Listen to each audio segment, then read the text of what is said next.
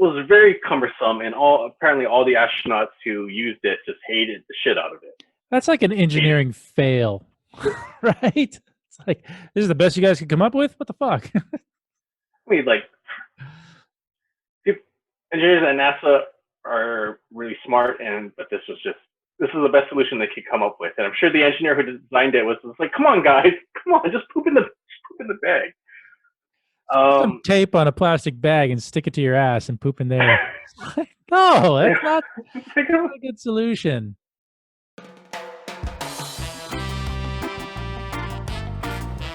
Welcome back to Hawaii Real, everybody. I have with me an engineer from Pearl Harbor, Jeff Oshiro. Good friend of mine. Thanks for coming on the show, bud. How are you doing? Doing well. Thank you for having me. Dude, we were just talking about the Department of Defense releasing the videos and transcripts and stuff of some fighter pilots that saw UFOs and actually captured them on the FLIR and stuff. You didn't pull it up yet? I didn't pull it up yet, but like I was saying earlier, footage like that is kind of boring to me. What was more interesting was I was telling you earlier, the instance of, I believe it was naval aviators drawing a giant dick in the sky. And it was they're contrails? They're contrails. These are two very, really, apparently smart, to become an aviator, you have to be a smart guy. Right. Two smart 20-something-year-old bros just having this conversation like, hey, dude, I think I could draw a dick up here. No way, no. And they could be back and forth. And then they're like, no, I'm going for it. Drops down to altitude, makes a straightaway, then makes a turnaround or goes back up, drops back down to make one circle for one testicle. And then whatever he does. Oh, they had the testicles and everything? They had testicles and everything. And where was this? Over where? I can't remember. Somebody had to have seen it, though, huh? That's where they got in trouble, is that people saw it and took pictures of it, and it went back to their commanding officers or whatever, and they're able to figure out that it was them. Of course. It's like, you're the only two fighter jocks who were up there, over there at that time. Yeah. We have you on radar making that U-turn. Like, if we draw it out on radar where you guys were, it's a big dick. Yeah. And it's like, I think the official release of it, they didn't release the name of the pilots, but they said, yeah, they've been disciplined. But we all know, everyone was just high-fiving them back at base, or back at the academy, or wherever it was. Yeah, because it's got to be insanely expensive to train those pilots up and everything, right? I mean, you can't just take those guys and take their wings away. No, we've spent millions of dollars training these guys to be the best fighter pilots in the world, and they went up there and drew a big dick in the sky. It's like, which is apparently very difficult. Yeah, that takes some talent. I mean, that's some math for sure, and knowing a lot about atmospheric pressure and I don't even know. I'm just looking forward to Top Gun 2. And I can imagine that's something like Maverick and Goose might have done. Because why not? Why not? It's fun. But don't get caught doing that dumb shit. I mean, come on. Who knows? They gotta have fun. They're probably bored. I don't know. Yeah. But then we're talking about beforehand, the naval aviators who captured UFOs on their FLIR, their forward-looking infrared systems and stuff like that. And they were able to track these things, and they were following them for several minutes and everything. But then you have these other guys who are going drawing big dicks in the sky. It's that's why aliens don't talk to us. That's what you're doing with your high technologies. You're going up in the sky and drawing your genitals. Oh, boy. I mean, if you think about it, submarines just look like a big dick. Yeah, I guess. It took them... It's full of semen. That's the joke, right? Yeah, long and harmful. The first submarines were these diesel boats that just basically ran on batteries for however long, and just kind of plodded along a little bit. and it took them years to figure out that, you know what, if you make something like more fish shaped, it'll be more efficient moving through the water. Yeah, it's like aircraft, right? It took them not a long time actually, but it took them time to figure out how to make aircraft better and more aerodynamic and whatnot. And it's like, maybe if you just looked at shapes from nature, they'd figure it out. Right. But then it's like, when did they start building submarines? Like World War I era, 1910s, maybe a little bit before that. But when they had real submarines, not the little balls that sunk underwater and I don't know. So maybe around the 1900s, around there. 1900. They definitely had them during World War One, and they had a lot of them in World War Two. So it's only been about I'm sorry? It's only been about 100 years, or less than 100 years for that technology. Like, we have gone so far in just 100 years. It's like airplanes. Yeah. Like Kitty Hawk was in 1900 something, but it was in the 1900s. I'm an engineer, not a historian. I'm not going to remember that shit. But as an engineer, you can see that, okay, within 50 years, we had gone from a bicycle engine kind of powered aircraft to flying into space, like in a matter of 50 years. And we're all just kind of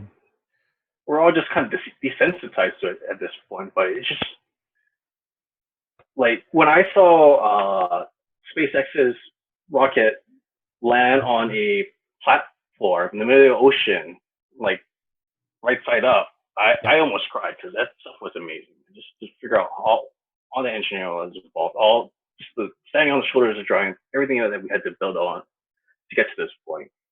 Just amazing, humbling experience to watch. Yeah, to get those rockets to like fly themselves back to Earth and land on that little pad that's bobbing and stuff in the ocean and successfully do that. Like, that's a leap for mankind. It's like, oh, hey, not only can we go into space again, a private company can go to space, not just the government, but we can land that stuff back and not have to rebuild it. So it's going to be more cost effective to do that kind of stuff. Like, it's huge. People don't realize that kind of stuff. Like, when I see these those fighter pilot videos showing the UFOs and stuff, like, from an engineering point of view, I'm not an engineer, but when you see those craft in the sky, they're clearly not human type aircraft. They don't have wings, and they're moving along and they're turning and they're doing all these weird things. And it's like, okay, what the hell is that? I mean, I don't know. What is your like favorite engineering marvel? Because you name like that SpaceX kind of thing, yeah. Is there something else that maybe you were as a kid that made you want to go into engineering? Where it's like, hey, this is so freaking cool. I want to be an engineer. Oh gosh. Obviously, spaceflight is probably the first one that really amazed me, and just the idea of just the images of astronauts in zero gravity. Just like how do we exist in that type of space? In that, how do we do that? That's humanity. And I don't know, like what I think honestly, like what shouldn't amaze you? Your car is run by a series. I'm assuming if you own a gas-powered vehicle, it's run on a series of tiny controlled explosions. Right.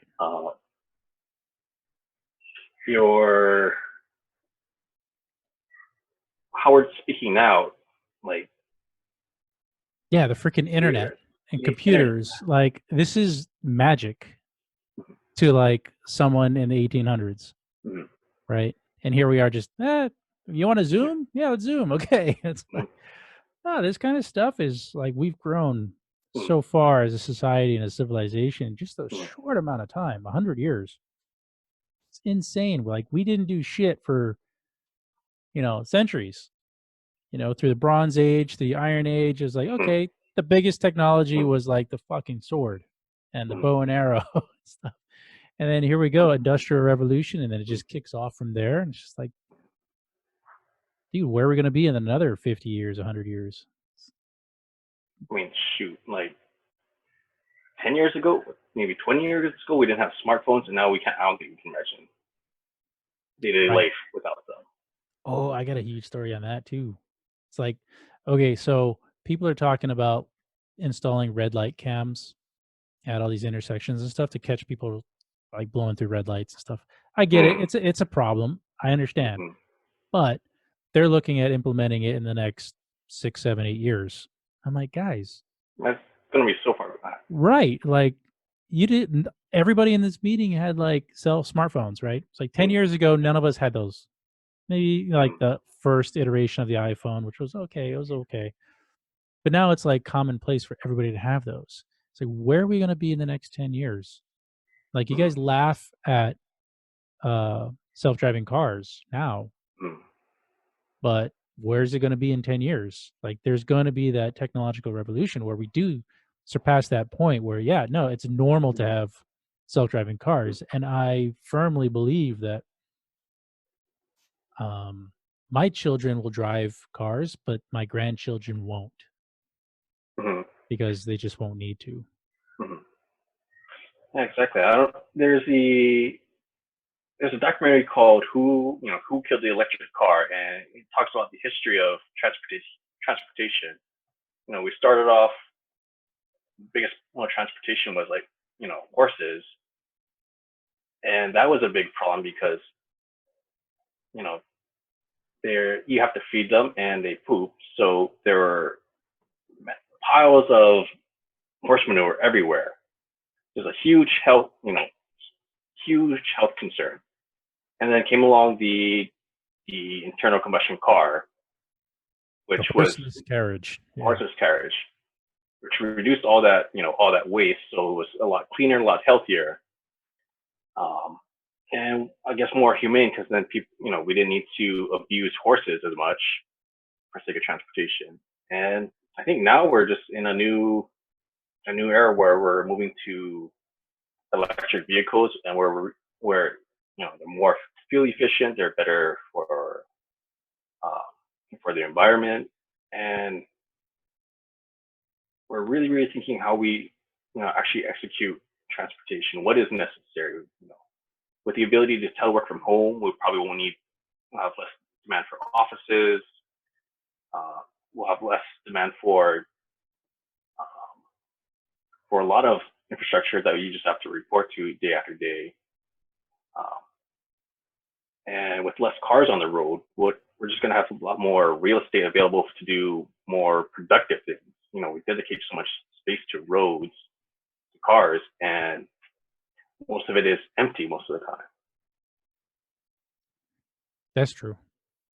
What do you think about the rail?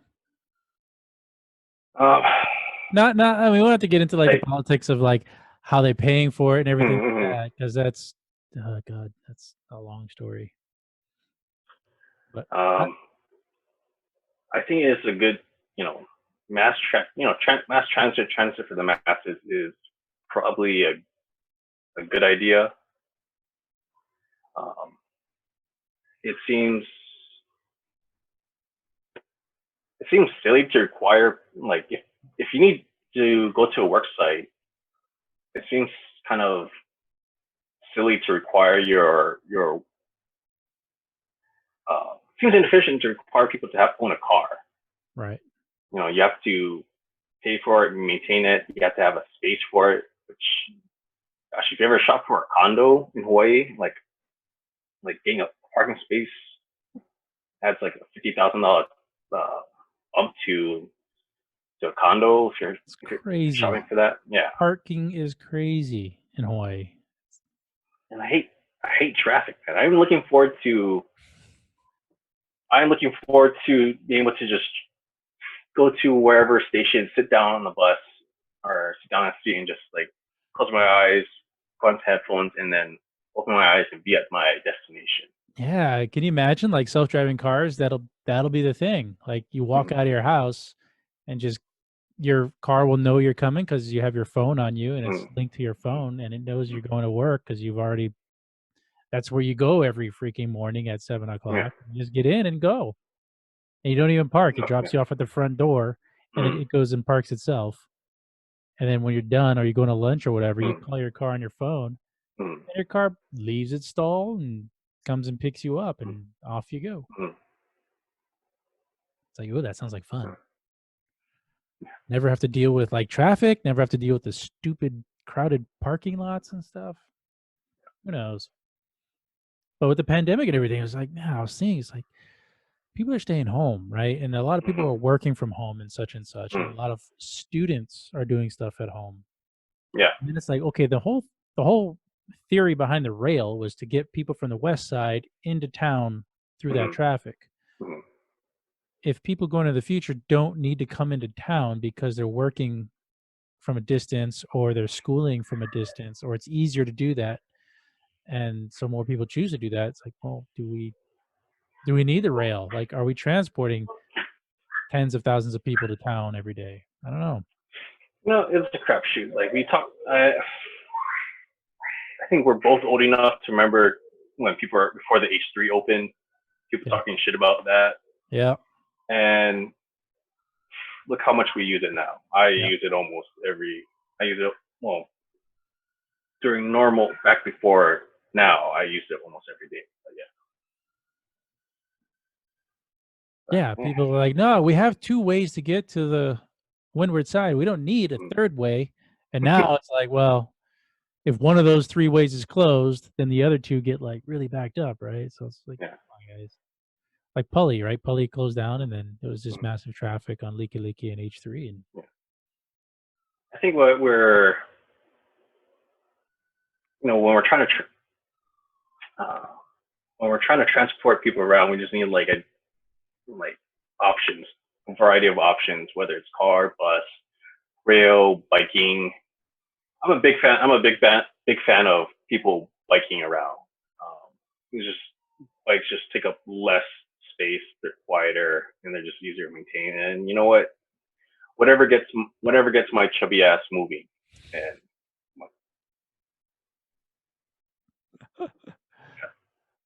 yeah, I love bikes. I love bicycling. The Beaky bike thing is cool, but they took up a lot of parking stalls and stuff. It's like I'd rather just see people either using those electric scooters and skateboards and stuff, or bicycles. mm, And we'll be taking up our parking stalls with Beaky bikes, I mean, like, all right, I just think bikes are just way more efficient for uh, transportation than cars. Just space, man. Yeah, if you don't have to fuel, go very everything. far, yeah. Mm,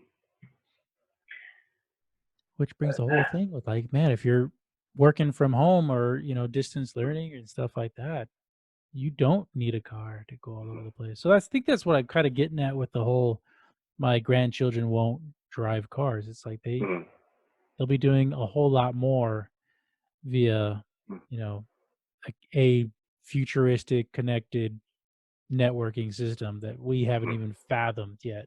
mm,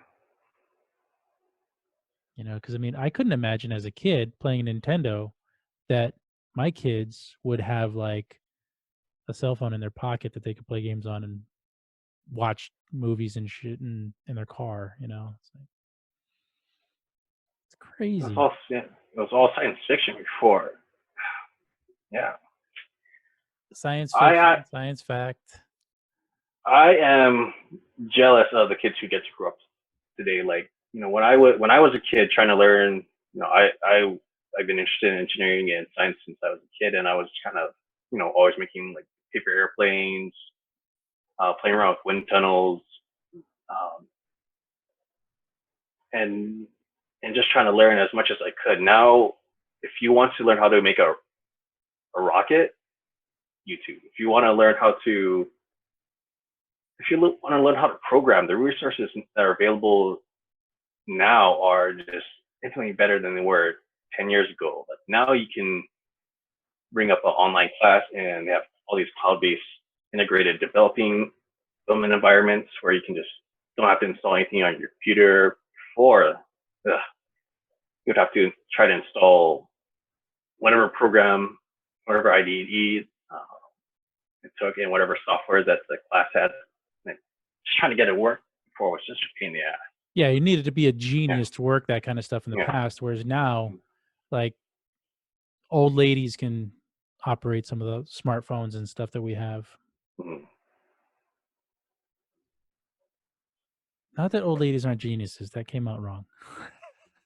They totally could be. They totally could be. I apologize, old ladies. You know what I mean? Yeah, no, of course, but yeah. Because it used to be like a nerd culture, right? To even get started on a computer. And now, if you don't know how to operate a computer, there's not a whole lot of jobs you can hold. You know, even working at a fast food place, like you have to be able to operate the cash register. You know, and you have to have this like intuitive sense of what menu design looks like.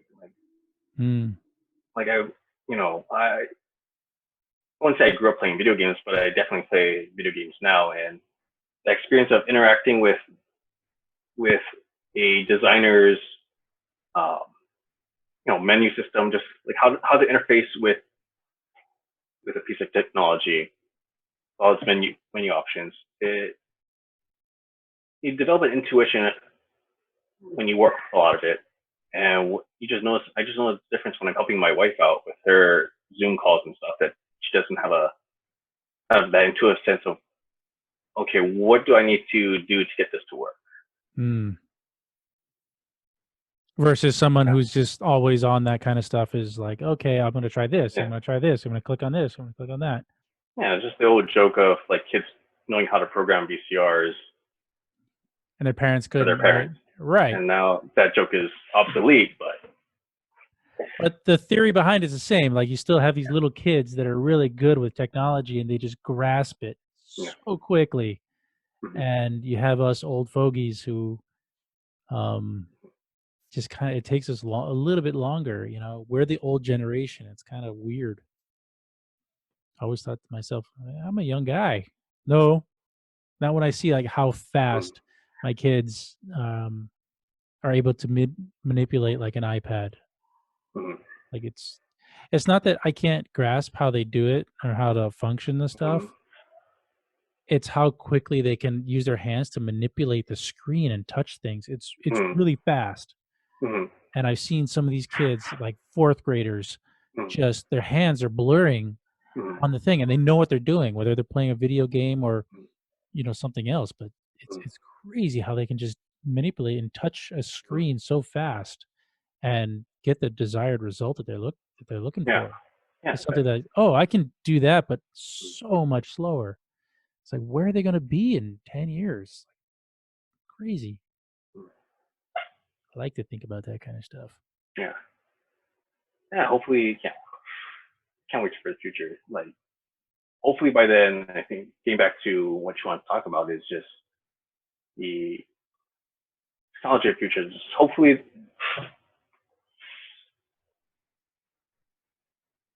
I think hopefully in like 10 years' time, we have a more diverse energy platform. Right. Okay. Original conversation was supposed to be on like green energy, renewable energy, that kind of stuff. Where do you see that going? What would you like to see? I think I definitely want to see us move away from fossil fuels. One of the things that I'm proud of the nuclear power program is just how safe it's been. In the United States, just because we have high safety standards, but because the people who are working on these systems know the stakes of what happens if things go wrong. We have to go through this it's really high intense training program before we are allowed to like do anything. And there's just all these robust backup systems to make sure that the stuff is safe. standards for nuclear power in the United States is very strict compared to coal and petroleum. Like, I'm sure you've heard of coal miners dying. Sure, like a coal mine collapses and stuff. Coal mine collapse. The whole process of extracting coal is dangerous. Mm-hmm. You're in a freaking tunnel underground with big machines pulling coal. Yeah, and black lung. Apparently, black lung is a thing now, or I think it's back again. Yeah, why wouldn't it be? Yeah, it's like you're in that. You're digging through coal. You're gonna get black lung. And petroleum. We've heard about. I mean, movies about fucking oil spills. Mm-hmm. Yeah, so there's been like tons of oil spills throughout, the past 30, 40, 50 years. Been well documented and stuff. So, getting away from crude oil, I think, is a good idea. Will we ever do it as a society in the United States? I have 30 years away. For the world, I don't know. It's so cheap. No, it's going to be, it's going to take a lot more investment. I do believe we've hit a milestone recently. Solar power at this point in the United States is about on par with fossil fuel, the cost of fossil fuel. And it just kind of depends on where you are. The closer you are to a source of fossil fuel, then it's probably a little bit off. But again, don't put shouldn't put all our eggs in one basket. We shouldn't have invested all in coal plants and power and petroleum plants. We should have invested in a diverse energy platform so that we have more options should one thing fail or not pan out. So, like, how safe is nuclear energy now versus what we had in the 80s and stuff? When you had those nuclear, like 3 Mile Island, Chernobyl, how much different and how much safer is it today? I mean, I would argue that. So, I would argue that it's always been relatively safe. The nuclear, it depends on what standards what quality control standards do you hold yourself to? Admiral Rickover he's known as the father of the nuclear navy. He started the nuclear power program back in, I believe, the 40s. He led the team that kind of saw the atomic bomb and said, hey, let's put that explosion, convert it to energy source and put it into a submarine underwater. So what they did was that they developed a nuclear power plant on land while they're trying to figure out how to retrofit a diesel submarine, except a nuclear power plant. And as you know, there's never been a nuclear incident in the United States Navy. Sure. Like, not like the Russians, right? When you have like K-10 and stuff like that. Yeah. Again, quality control standards. Right.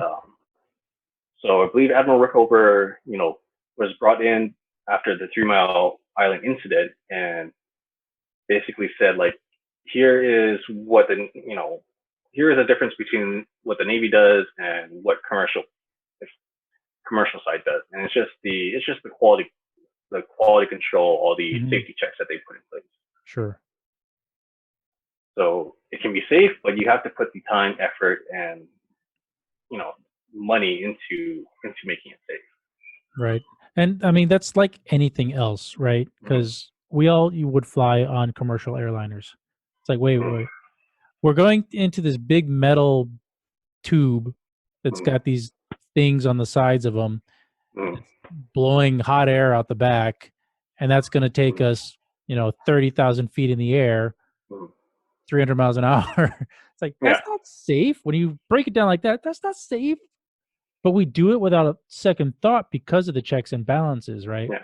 And all the safety measures and everything like that. So, when a plane does go down, everybody's like, oh my God. So And I it's just guess the amount of safety standards are involved. Like again, you know, fossil fuels have terrible safety standards, and that's why more people, I think more people have died trying in the production of due to the production of power using fossil fuels than in nuclear power. hmm, That's just because the process of mining fossil fuels is just so bad. sure. Hmm. I think again, nuclear. I'm particularly interested in solar power. Actually, just the beauty of it is you just set it up and it just goes. If you have Like sunlight. if you have sunlight, well, if you don't have sunlight, then I think you got other problems. Um, Well, I mean, there's certain parts of the world that don't get a whole lot of sunlight, right? Especially during the mm, winter time. mm, Like if you ever lived in the north, you know, during the summer, or I mean during the winter time, like it's you don't get a whole lot of sunlight. but it takes a lot less resources to operate a solar power plant than a nuclear, obviously a nuclear power plant. Like you're saying, if Mm, you want to operate it, you need a lot of people and a lot of training and a lot of scrutiny to operate it safely. You can do it. right. So the It just counter takes. argument to that would be yes, you need more people, but you need a lot less land versus solar, right? Because solar plants, at least the way we have it now, Mm, you need like swaths of acreage in order to produce a ton of energy, mm, usable energy for that. Like they have in like the deserts and stuff, right? They have these large solar farms and mm. deserts and stuff, which are great, but does take a lot of space. Yeah, it's relative. Hopefully, we'll be more fuel efficient, or solar panels will be more efficient. Battery storage, or energy storage will improve. Mm, Again and again, like I said earlier, we want to invest in a variety of different um, energy pathways. right. And currently Hawaii is like singular pretty much, right? I mean, we do have the wind farms and stuff, but Mm. a vast majority of our energy is we're burning stuff. And it seems kind of ridiculous. We're shipping in our fuel. Yeah, Like, well, we burn our trash too, but even that's just it's a whole nother story, right? So much trash that we're burning. We're throwing up the emissions from that. But then if we go to like a renewable source of energy, what are we doing with all the trash? Are we still going to burn it? If we're going to burn it, yeah, what are we doing? Like we're just going to burn it, burn it? Or are we going to burn it and make shit. electricity? I don't know. I think we're probably going to have to move to figure out how to reduce our waste and reduce our single-use product. And Yeah. we both grew up here. We both had. I think we all have that. Remember our grandma or grandpa telling us not to waste that, paper towel after wiping it. Save that. Just throw away spoon, wash it. Yeah. Uh, Yeah. Because I'm just all about, generate. like, I mean, you have the climate change argument. You have people on both sides. People say, yeah, humans are causing all the climate change. You have other people on the other side. It's like, no, humans aren't really causing the climate change. But give or take that argument, it's like we can actually, instead of focusing on just changing the climate, we can focus on like our pollution and our, how much we dispose of in Mm, the environment. mm, Getting rid of those plastics. Like everybody was teasing California about banning straws. mm, It's like, okay, but it's a start. Like yeah. it's not going to make a huge impact if we just Mm, ban just straws, but mm, there's a whole it's the premise behind it, right? It's like mm, we want to get away from single-use disposable plastics that go mm. back into the dirt or into the ocean. Like we've And been really, doing. we're just going back to what probably all our grandparents did. Is they just recycled stuff. Hmm. They re, you know, they didn't have their styrofoam containers. Or I guess we don't not hardly using styrofoam containers now, but No, you used to take their lunch in lunch pails and stuff. They just It's like bring your own plate to the lunch wagon; they'll fill it up for you. I don't know. right, like But there's like reusable and not just reusable, but biodegradable stuff. mm-hmm.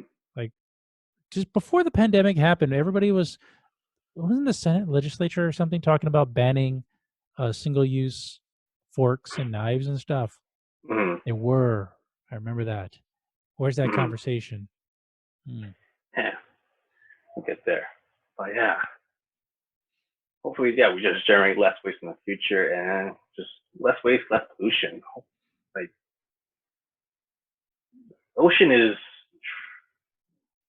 I'm sure you see, ocean is getting nastier, man. There's microplastics at every level of the water layer, the water, all points in the water column. Yep. That's just gross. Yep. They're catching fish and they're finding microplastics like in their stomach. It may not have killed the fish, but certainly wasn't healthy for the fish. Yeah. And apparently they start testing humans, and yeah, we all have microplastics within us now. A lot of credit cards size worth. We are Borg. Yeah, it's, I don't know. Cybernetics, I don't know if you're into that. I mean, it's that's going to come too, right? That's another thing that's just around the corner, like implanting technology into our bodies. It's just a matter of time. I'm going to, as soon as they come out with like contact lenses that can like be a computer monitor or something on your face, oh dude, I'm there. So we have to be able to upload my brain, man, to the Matrix, or I don't know, I forget what the mainframe was in Tron. I'm too young for Tron. Tron 2. Well, yeah. What was it called? MCP. Yeah. They could yeah, you just uploaded your entire body and everything into the computer. It was crazy. Science fiction that becomes science fact. It's not too far away. You hear that Google just was it Google? Yeah, they engineered like a quantum computer last year. I heard about that, and I'm still trying to understand what a quantum computer is. I don't get it. All I know is they were like, yeah, it did this huge algorithmic problem in like a matter of seconds. And the nearest computer to be able to do that is going to take, they said it was going to take like 20 years for that computer to do it. And then Microsoft was like, no, it's not going to take us 20 years. It's going to only take us like 10 months. I'm like, fuck, still. Like, this computer did it in a few seconds, and you're coming out and saying it's going to take you months? That's huge. That's a huge difference. So what's your Apollo astronaut story there? So when they were figuring out how to send people into space for long periods of time, they had to come up with all these new technologies and figure out ways to do things in account of the fact that there's no gravity in space. And one of these was, how does one poo?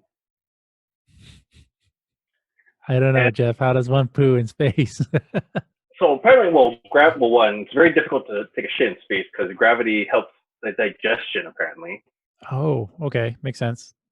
And you don't want to have human waste floating around in the space capsule. Correct. That's just no bueno for, comfort and for the electronics. So what the engineers came up with was, there was a baggie, and on top of the baggie there was an adhesive liner around it. So you would take this baggie, remove the little plastic thing, and just expose the adhesive liner, and just kind of stick it to your booty hole. It was very cumbersome, and apparently all the astronauts who used it just hated the shit out of it. That's like an engineering fail, right? It's like, this is the best you guys could come up with? What the fuck? I mean, like, engineers at NASA are really smart, but this this is the best solution they could come up with. And I'm sure the engineer who designed it was like, come on, guys, come on, just poop in the bag. Put some tape on a plastic bag and stick it to your ass and poop in there. No, that's not a good solution. But so when you were done with these things, you had to like kind of pack it away and store it. Okay. Otherwise, it just floats through the capsule. One time, however, one of these baggies did not. It was floating around. No, it wasn't the baggie that was floating around. There was, let's say it was a misaim. Oh no. So the recording, the transcripts from it, it's the pilot saying like, all right, Houston, this is, oh, what the fuck? Like, what is this? Who did that? The other guys in the background like, who did what? That, what is that? It's like, all right, give me a napkin, grab me a paper, something. Like, there's a turd floating in the air. And they all start blaming each other for it. It's like, it's not mine. It's not one of mine. I don't think it was one of mine. Like, yeah, it's not mine. Mine was more sticky at that. I kind of squished the bag a little. Uh-huh. And it's like, yeah, mine was more watery than that. It's like, and they're just like, and the guy's probably like, yeah, we all eat the same thing, guys. It's it's one of you. Yeah. I'm flying the thing. It's not mine. But and it's just stuff like that. It just reminds me that these brilliant guys were human as well. They had the same reaction any one of us would have had. It's like, start pointing fingers and just these genius astronauts that are pointing fingers at whose turd that was floating around the air. Oh, so Sally Ride, I think it was Sally Ride. Sally Ride was one of the. She was the first female teacher astronaut. The first female astronaut in space. Okay. I think when they're setting up the NASA engineers thought about making a makeup kit. Like, oh, maybe the female astronauts will want to do a makeup kit, and the female, Sarah was like, no, I'm too busy working to put on makeup. I don't give a shit. Right. And then they asked her. I think they asked that too. Like, oh, you're gonna be in space for 10 days. How many tampons will you need? Like, how many will 100 be enough? She just shook. I think the story goes, she just kind of shook her head and is like, oh. You got to answer those questions, though, right? I mean, yeah. She got to tell them, for those 10 days, I don't need any. Or for those 10 days, I need 30. I guess it's more of a commentary on men in general. Just like, come on, how do you not know this? You all have wives, sisters, mothers. How do you not know something about this? Right. They don't. They just don't.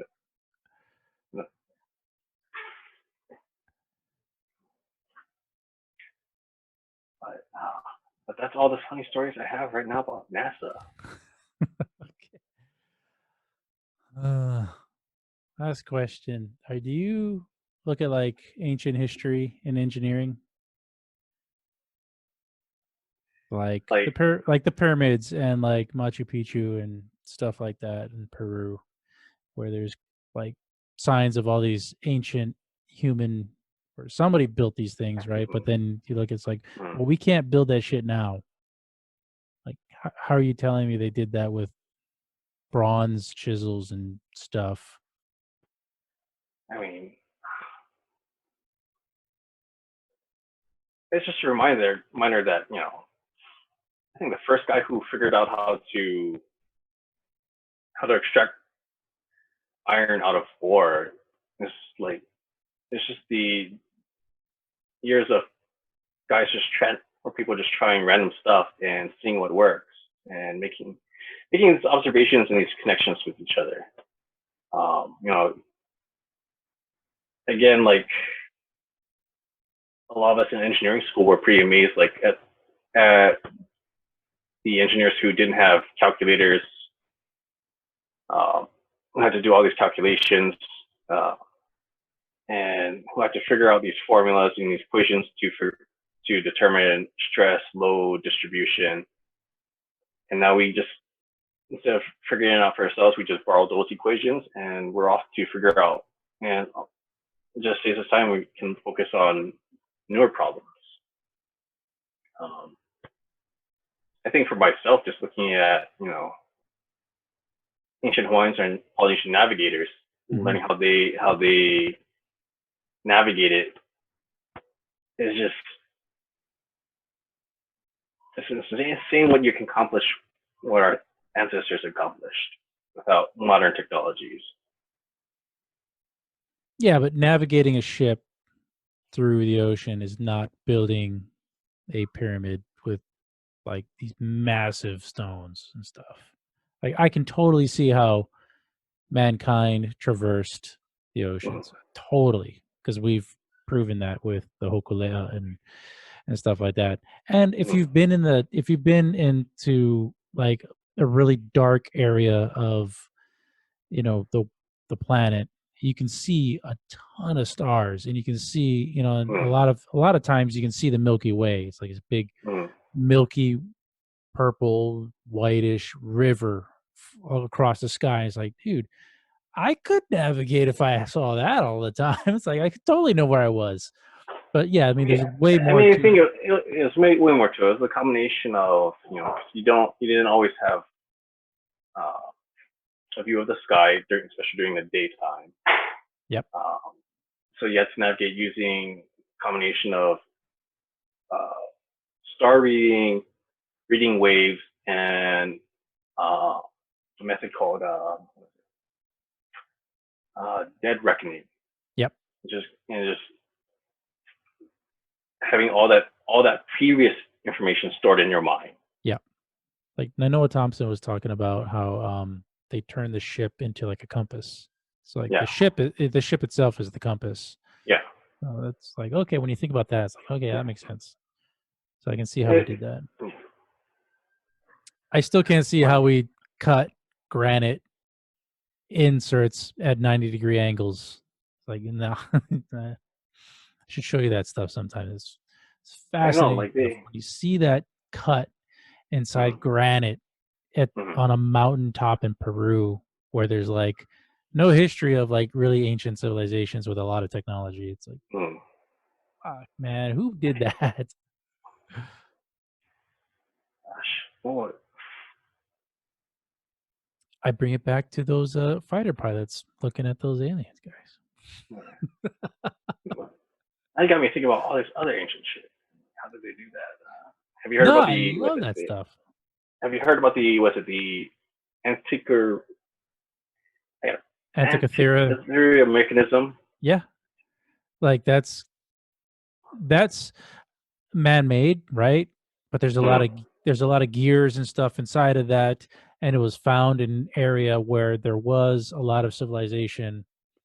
But they never. It just predated any device of its kind by hundreds of years, thousands of years. Yep. And they used a combination of X-ray and 3D scanning to kind of further analyze it, and they realizing it's way more complex than what we initially thought. And we don't know what the hell it was used for. It's like, I believe it was used for. It had a couple functions. They were able to figure out just kind of the reading about how they figured out how it worked is amazing, because they create 3D printed models, and they just kind of they kind of guessed at what kind of years it must have had based off of of things like, say, if they looked at a circular component that had a certain number of teeth, but based off the spacing of the different teeth, they could figure out, okay, it probably had this many teeth that was spaced apart by this distance from each tooth, and between this component and this component, there's empty space there. So they're might have been like a gear or mechanism connecting the two of them. Right. They could kind of reverse engineer that thing. Yeah. But, ancient history, yeah. I'm just We're fascinated still, by that kind of stuff. yeah. We're still doing the same, as far as like, I work in welding. There's a lot of metallurgy involved in welding. Mm-hmm. And a lot of that technology, a lot of that science is just trial and error and just building upon years of what previous guys have done. Mm-hmm.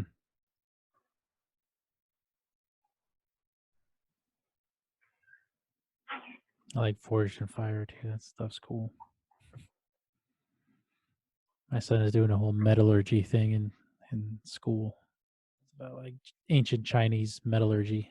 It's like, okay. They had bronze. Okay. That's about it. They made pots and pans and bowls and swords and stuff, but beyond that, I don't know. Yeah. Like, because I look at like the Great Wall of China, right? You can see how they built it.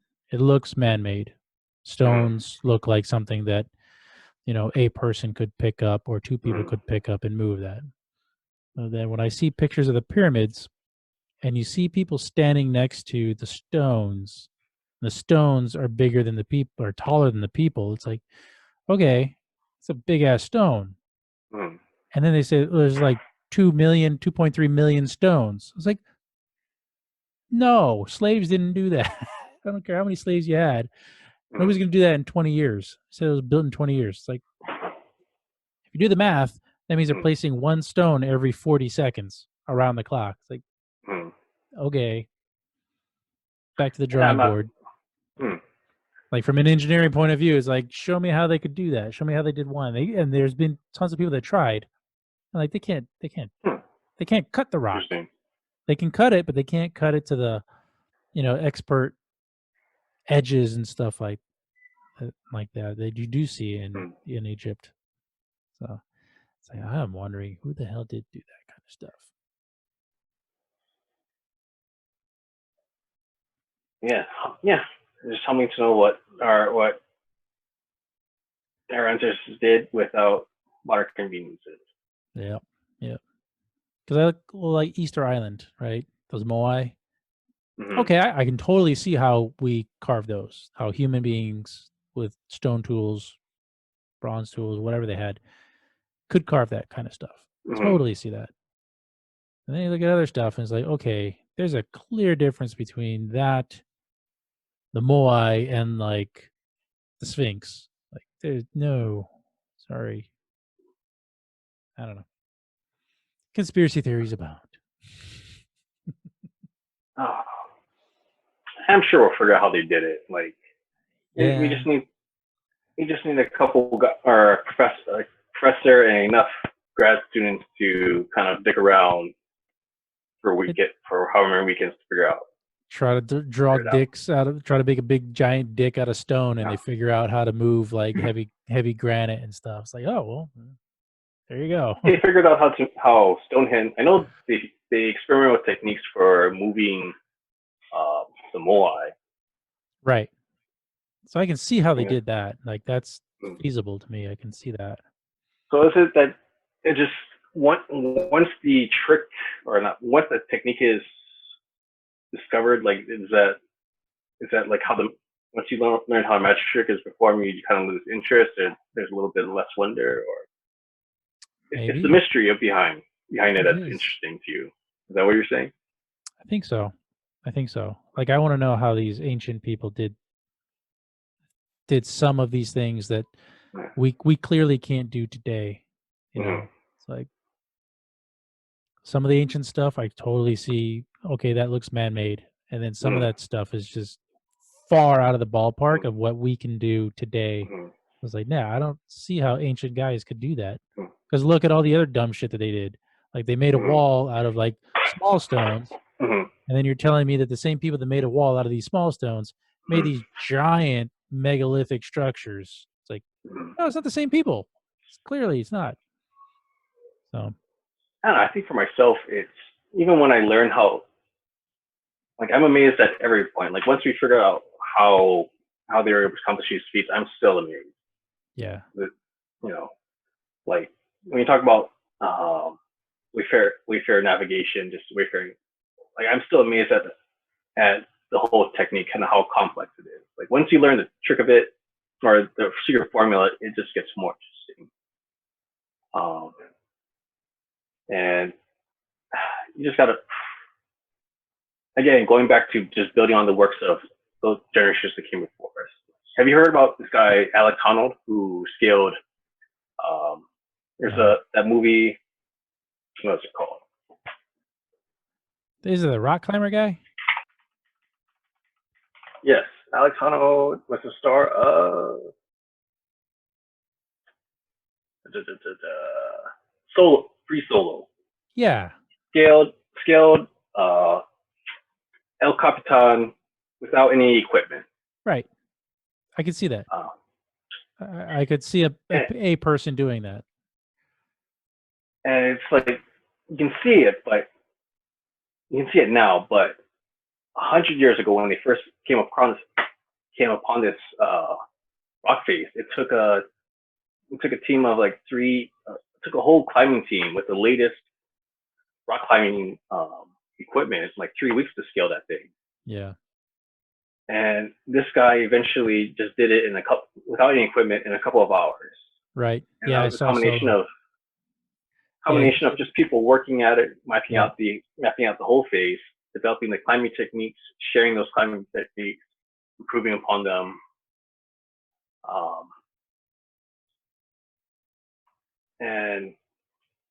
And then you see his own preparation. Like obviously it's a very dangerous thing, but you practice it over and over again, put the effort in. And the way he describes it is that, when he, with enough practice, he created this coordinated dance of the mountain. So he knew every single technique he needs to execute and how to execute it in order to make it safely up this mountain. And that is, I think that's just a beautiful thought. With enough effort in, you can make anything safe. Right. And he proved it right there, right? It's like it's like the ancient, not ancient, but like the original people that started going up Mount Everest. Right? It was this huge, hard climb to do. And now it's like a tourist attraction almost, right? There's lines of people going up Mount Everest. And if you want to go up Mount Everest, they'll prepare you, they'll get you the gear, and you go. In the past, it was like, no, you needed like, huge amounts of gear and training and money to back you. Yeah. All right, man. I kept you long enough. No problem. It's been great talk, man. Thank you so much for coming on the show. Oh, no problem. Thank you for having me. I hope I was entertaining. I hope I made you laugh at my stories. I love this kind of talk. I love this kind of discussion, man. It's good. It's healthy. All right, everybody. Jeff Oshiro. And as always, stay happy, Hawaii.